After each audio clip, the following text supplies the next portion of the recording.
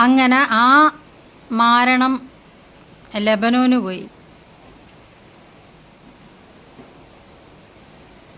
കുറേ വർഷങ്ങളായിട്ട് ഇങ്ങനെ പേടിച്ച് ഇറങ്ങി ഓടുമായിരുന്നു. ഏതാണ്ട് അയാൾക്കിട്ട് അയാൾ എത്തിയെടുക്കാൻ വേണ്ടിയിട്ട് ആൾക്കാർ നടക്കുവാണെന്നുള്ള വ്യാജേന. ഇപ്പം ഇതെന്താണ് സംഭവം?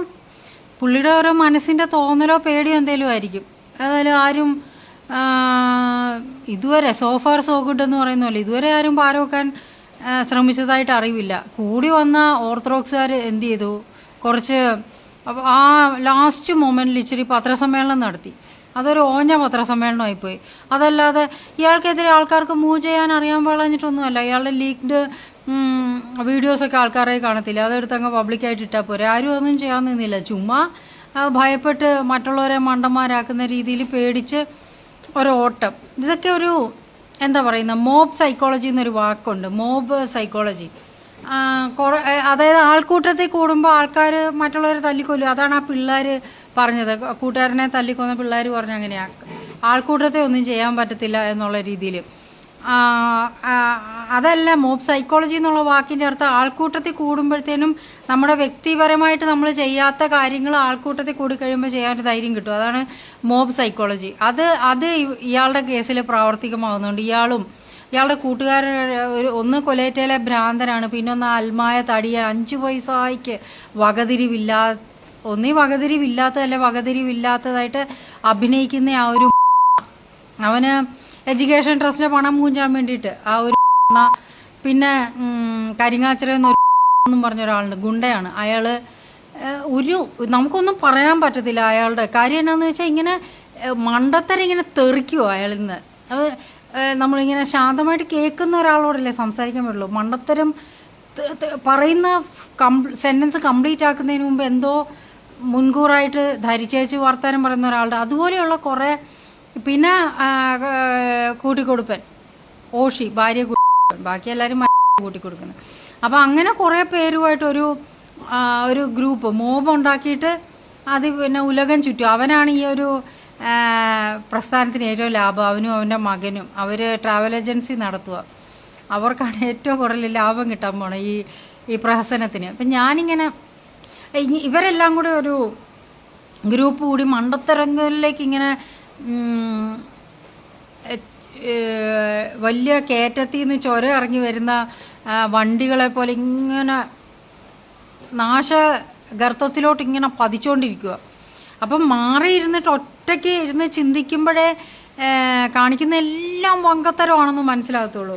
ഇത്രയും പ്രഹസനമൊന്നും ഉണ്ടാക്കേണ്ട കാര്യമില്ല. ഇതിനു മുമ്പ് വേറെ 2 പേരൊക്കെ പോയിട്ട് കൂടിയ സ്ഥാനം കിട്ടുകയും ഒരാൾ പോയിട്ട് ഇതേ സ്ഥാനം കൊണ്ടുവരികയൊക്കെ ചെയ്തതല്ലേ.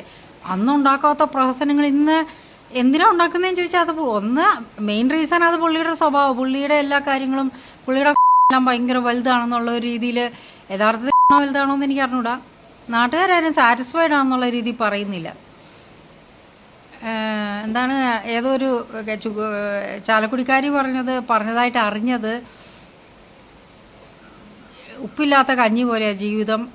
ഇയാളെ സാറ്റിസ്ഫൈ ചെയ്യുന്നതല്ല, ഇയാൾ തിരിച്ചൊന്നും ചെയ്തു കൊടുക്കുന്നില്ല എന്നാണ് അറിയത്തില്ല ഇതിൻ്റെയൊക്കെ സത്യാവസ്ഥ എന്താണെന്ന് നമുക്കറിയത്തില്ല. ഇപ്പോൾ പറഞ്ഞു വന്നതെന്നാന്ന് വെച്ചാൽ ഇയാളുടെ സംഭവങ്ങളെല്ലാം ഭയങ്കര വലുതാന്നുള്ള രീതിയിൽ അത് ഇയാളിങ്ങനെ വലുതാക്കും, വലിയ സംഭവങ്ങളാക്കും. ഇയാളുടെ ബർത്ത്ഡേയും ഒക്കെ അങ്ങനെ ആയിരുന്നു. എത്രയൊന്നും പ്രഹസനം കൊടുക്കേണ്ട. ഒന്നാമത് അയാളുടെ സ്വഭാവമാണ്. രണ്ടാമത് നമ്മുടെ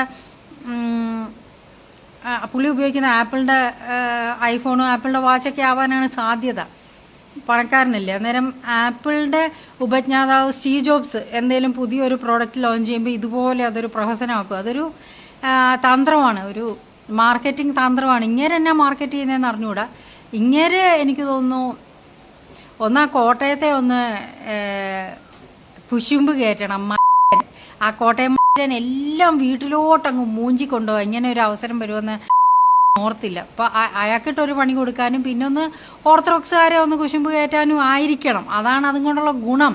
അല്ലാതെ ഇത്രയും പ്രഹസനം മറ്റുള്ളവരുടെ മുമ്പിൽ ഇതാണ് ഓതൻറ്റിക് ആയിട്ടുള്ള പൗരോഹിത്യം എന്നുള്ളത് ഇതര സഭക്കാരുടെ മുമ്പിൽ വരുത്താനും വേണ്ടിയിട്ടായിരിക്കും. അങ്ങനെ ഒരു ഉദ്ദേശം കാണുമായിരിക്കും, അഥവാ അങ്ങനെ ഒരു ഫലം ഇതും കൊണ്ടുണ്ട്. അപ്പം ഈ മോബിൽ കൂടെ നിൽക്കുന്ന ഞാൻ പറഞ്ഞത് ഭ്രാന്തമ്മ കുലേറ്റ ഭ്രാന്തൻ, കൂട്ടിക്കൊടുപ്പൻ ഓഷി, പിന്നെ തടിയൻ, കുങ്ങാത്ത പിള്ളേരില്ലാത്ത അൽമായൻ, ഇവരൊക്കെയാണ് ആ മോബിൻ്റെ കൂടെ നിൽക്കുന്ന ഈ പൊടരെ ഭ്രാന്തമായ ചിന്തകളിലോട്ടൊക്കെ നയിക്കുകയും മണ്ടത്തര ചിന്തകളിലോട്ട് നയിക്കുകയും ഒക്കെ വേശ്യകളിലേക്ക് നയിക്കുകയൊക്കെ ചെയ്യുന്നത്. അല്ലെങ്കിലും അങ്ങനെ പോകും. പക്ഷേ ഇവർ തീരുമാനിക്കുന്നിടത്തോട്ട് പോകുന്നത് അവക്കേതായാലും വലിയ ലാഭമായിപ്പോയി. ഇവർ തീരുമാനിക്കുന്നിടത്തോട്ട് പോകുന്ന അങ്ങനെ മണ്ടനെ വഴിതെളിക്കുന്നതൊക്കെ ഈ മോപന്മാരാണ്, ഈ ഭ്രാന്തൻ കുലേറ്റനും ഒക്കെ കൂടെയാണ്. അപ്പം ഞാൻ എന്താണ് പറയാൻ വന്നതെന്ന് ചോദിച്ചാൽ, വലിയ സാധനമൊക്കെ ഇട്ട് തിരിച്ചു വരുമ്പോഴേലും പുള്ളി എന്തെങ്കിലും മാറ്റം ഉണ്ടാകും എന്നുള്ള പ്രതീക്ഷയൊന്നും എനിക്കില്ല. തിരിച്ച് വന്നു കഴിഞ്ഞ് അത്ര അടുത്ത് പോയിരിക്കും, അല്ലാതെ കൂടുതൽ എന്ത് ചെയ്യാനാണ് ഇങ്ങേര്. പറയാൻ ഉള്ള ആ ഒരു കാമ്പുള്ള കാര്യം എന്ന് പറഞ്ഞാൽ, വേണ്ടി വന്നാൽ ഈ ഒരു ഇപ്പോൾ ആരും പാരയൊന്നും വെച്ചില്ല. പാരവെക്കുമെന്നും പറഞ്ഞ് ഒരുപാട് കാലം ഇയാളുടെ സ്ഥാനത്തിന് ആരാണ്ട് പാരവെക്കുമെന്നും പറഞ്ഞ് ഭയങ്കര അഭിനയമൊക്കെ കാഴ്ചവെച്ച് ഇതിൽ കൂടെ വട്ടന്മാർ ഓടുന്ന പോലെ ഓടി നടന്നെങ്കിലും ആരും പ്രത്യേകിച്ച് പാരയൊന്നും വെച്ചില്ല. അപ്പം ഇതെല്ലാം ആ തടിയൻ അൽമാൻ്റെയും കുലേറ്റ ഭ്രാന്തൻ്റെയും അതൊക്കെ ഒരു, പിന്നെ അതിനകത്തിരിക്കുന്ന ഓഷി ഭ്രാന്തൻ്റെയൊക്കെ ഒരു കൂട്ടിക്കൊടുപ്പ്, ഓഷി ഭ്രാന്തൻ്റെയൊക്കെ ഒരു തോന്നലിലേക്ക് ഈ വഴി മനുഷ്യനിങ്ങനെ നടക്കുകയാണ്. അല്ലെങ്കിൽ മനുഷ്യൻ അവരെ അതിലോട്ട് നയിക്കുവാണ്. കൂട്ടായ ഒരു യത്നമാണ് എന്ന് വേണേൽ പറയാം. ഇവരൊക്കെയാണ് അതിലെ അംഗങ്ങൾ, ഈ കൂട്ടായ യത്നത്തിലെ അംഗങ്ങൾ. ഇങ്ങനെ സമൂഹമായിട്ട് മണ്ടത്തരം കാണിച്ചുകൊണ്ടിരിക്കുവാണ്. ഇത്രയൊന്നും പ്രഹസനം വെക്കേണ്ട കാര്യമില്ലായിരുന്നു. കാമ്പുണ്ടെങ്കിൽ പോവുക, തിരിച്ചു വരിക, എന്നിട്ട് ഇത്രയും വലിയ സ്ഥാനം കിട്ടിയിട്ട് ഒളിച്ചിരിക്കാനാണോ? തരൂര് ചെയ്യുന്നല്ലോ. തരൂര് വോട്ട് ഇലക്ഷനൊക്കെ ഭയങ്കരമായിട്ട് ചെയ്യും, അത് കഴിഞ്ഞ് കയറി ഒളിച്ചിരിക്കും എന്ന് പറയുന്ന പോലെ ബാക്കിയുള്ള സമയം മുഴുവൻ ഒളിച്ചിരിക്കും. എന്നിട്ട് ഇതുപോലെയുള്ള സ്ഥാനമാനങ്ങൾ നേടിയെടുക്കാനും വിമാനത്തെ കയറാനും അതുപോലെയുള്ള എക്സ്ട്രാവാഗൻ്റ് ആയിട്ടുള്ള കാര്യങ്ങളാണ് ചെയ്യുന്നത്. ബാക്കി എന്തേലും കാമ്പുള്ള കാര്യങ്ങൾ ചെയ്യേണ്ട സമയത്ത് അടുക്കളക്കാരിയുടെ കൂറ്റി കയറി ഒളിച്ചിരിക്കും. ആരാ ഒളിച്ചിരിക്കുന്നത് ഞാൻ പറയുന്നില്ല, പറഞ്ഞ കേസല്ല. പിന്നെ ഈ ചക്കോൻ്റെ സഭയിലുള്ള എല്ലാവരും, ചുമന്ന നൈറ്റിക്കാരെല്ലാവരും ഇച്ചിരി അന്തസ്സിൽ കാര്യം, ഇങ്ങനോട് എല്ലാവർക്കും ബഹുമാനം അവർ കാണിക്കുന്നുണ്ടെങ്കിലും അന്തസ്സായിട്ടാണ് നിൽക്കുന്നത്. ഒരന്തസ്സും ഇല്ലാത്ത ആണ് വണങ്ങി കൊടുക്കുന്ന ഒരുത്തനായിട്ട് അന്തോണി വരുന്നുണ്ട്. അവൻ ആദ്യം വന്ന കാലത്ത് ഇങ്ങനെ മെലിഞ്ഞിരുന്ന ഒരുത്തനെ ഇപ്പം ചീർക്കുന്നുണ്ട്. അവൻ്റെ കുട്ടി അതുപോലെ വീർത്ത് വരുന്നുണ്ടെന്ന് തോന്നുന്നു. അവൻ ഈ ആൾക്കാർക്ക്, ഈ സഭക്കാർക്ക് തന്നെ ഒരു നാണക്കേടായ രീതിയിൽ ഇങ്ങനെ, നീ ബഹുമാനിച്ചോ, പക്ഷെ നേരെ ഇങ്ങനെ നട്ടല് വളയ്ക്കാടാ, നേരെ നിന്ന് ബഹുമാനിക്ക്. അവന് ഭാര്യ ഇല്ലല്ലോ, പിന്നെ തള്ളയും പെങ്ങളെയൊക്കെ കൂട്ടിക്കൊടുക്കുന്ന രീതിയിലാണ് അവൻ്റെ ഒരു നിപ്പ്. അത് നമ്മുടെ വലിയ ആൾക്ക് ഇക്ഷ ബോധിച്ചു. കാര്യം കുറേ നാളായിട്ട് ഇയാൾക്ക് എവിടെയെങ്കിലും പോകാതെ വേശ്യാസ്ത്രീ അങ്ങോട്ട് വിളിക്കുമ്പോൾ അങ്ങോട്ട് പോകേണ്ട സമയം വരുമ്പം ഈ അന്തോണിയെയാണ് ആ തടിച്ച അന്തോണിയാണ് ഇവൻ ഓരോ പകരം വിടുന്നത്, ഈ ഓരോ ചൊലുത്തിനൊക്കെ പകരം വിടുന്നത്.